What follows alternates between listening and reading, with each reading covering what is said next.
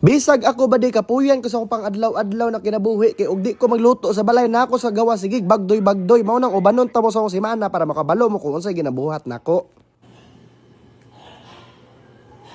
Rada diha ba di? Klaro na kasong tingog ba na muro ko gaum-um ug aso na mawi yung lawas. Ang pinakaunang tirada ginato ba di kay mangita gyud tagananan. Kay syempre ang pinaka-importante na kaon sa isa ka adlaw kay ang panimahaw. Ang pinaka-the best kan-an og pamahaw ba di kay way lain kundi Vietnam. Aron maisa na lang pod diri lang ko namahaw kay naman pugoy meeting unyang hapon. Ang ganahan lagi nako aning Vietnam ba di kay unang-una daghan kay kog kapariha og height mga gagmay mga tao diri. Halos tanan lugar ba di pare-pareha og pangalan mga kwangtran, mga nguyen, mga unsa ba diha pero og magstorya tag nguyong murag magkasinabot gyud ta. Kaning atong kan-an karon ba di kay mao ni ang isa sa pinakasikat na panimahawan sa mga taga Hanoi. Apil na po ni Abnoy kay naman ang isa diri ah. Dari ko gidala sa akong amigo ba di kay para matilawan daw nako tanan tradisyonal na Vietnamese food. Ana ra nagdaong pero bilyonaryo kay na. Sa sige na kog balik sa Vietnam ba di no. Mabantayan lang gyud nako na mura sila kanding diri ah kay tanan ilang pagkaon na ay sagbot. Nabuang na ni ron di kay talayo sa magkaigit-igit og pearl sa milk tea. Kaning minced pork nagibalot sa seaweed ba di isa ni sa pinakapaborito nako didto. Unya mga sawsawan nila kay kanunay patis ra gyud na. Usahay ra ka makabati og bloated diri abadi gawas og hangol kay kakay light kay ang ilang mga pagkaon niya kanunay ba kay mga sagbot gyud lagi. Dapat sila rice cake diri abadi na ang sulod kay pork ambot ginaunsa nila ni paghuna-huna na mo siguro sila gamay. Pero kaning chagyo chay badi di gyud ni mawala sa lamisa kung istoryahan ninyo kay tradisyonal na mga pagkaon mura ra gud lumpia kung sa Pinas. Pero sa tanan pagkaon ako natilawan badi isa lang gyud ang ako maingon. Pareha ra og timpla pero ang kaning Vietnamese na pagkaon medyo gamay sila sa asin og kanang tamis. Pag magpamahaw badi didto nako sa meeting kauban ang mga pinakasikat na mga negosyante diri sa Vietnam kay na sila interes sa Lacomos pero di na nako naiingon mo uli na kog balay. Ya mag-restock na ang Lacomos ug maha i-search lang ang lacomosph.com. Ingani ra gyud ang kinabuhi bade matulog ra kog 3 ka oras sa balay mo kuha gamit unya mulakaw na pug balik. Kay layo man kay atong adtuan bade kinahanglan gyud nato magpagas daan pero mao ni nakabahog tik-tik. 3-4 ra akong gipagas unya 4,000 akong nabayran. Yates na gyud ni. Makahuna-huna na lang gyud ka na may pag magluto lang tag bam-i atong himuog bike aron makatipid tag gasolina. Ngano maginirahay mo yung kalibutan ba no? Di ba na pwede i-settle lang sa dampa? Pag-abot ako sa Cagayan ba di gistoryahan lang ko nila ma'am kung unsa akong lutoon nya mao na diri ah. First time gyud ako nagluto sa stage ba di nya isa ra gyud ang akong maingon. Nawala gyud akong panglasa kay kulba kayo. Kay pag event ba di anad magugod ng kanta-kanta ba basta kay makadungog ka sa mo kanta ba di makahilak na lang gyud ka og makatulog kay sweet gyud kay sa paminawon. Pero wa na gyud ko kasabot sa mga tao sa kung palibot ba di kay tagaagi or makakita sila sa kuha ilaha kong simhuton unsa ko magasen ko sa ibon. Pero bago ko mauli ba di nagpa-game sa kadali kay makadaog makadawat og Lacomos sa perfume. Unya malipay ka ba di ba kay ultimo bata ganahan pod gyud maka-experience sa Lacomos gyud. Pareha ning amigo nako diri ba di ma-feel gyud nako ang magnitude siyang dance steps competitive gyud siya gyud. Pero malingaw gyud kog mga ingani na event ba di kay diri nako makabanding ang mga body ba makastorya og magunitan sila. Pero diha na mabulabog tanan basta mukutoy na ang tiyan. Mao nang basta naagi ko diri sa Cagayan ba di wa gyud ko lain ginakan-ana kundi kaning dois isda sa bato. Kay diri nako na discover ang ingredients sa kinilaw ba di nakadto pa yung kinaraan kaayo ba. Nya ganahan ko diri ba di kay fresh from the sea pa kay mga isda. Kumbaga mao pala pag action og bula-bula sa baba gisugba na. Isa song ganahan sa pag travel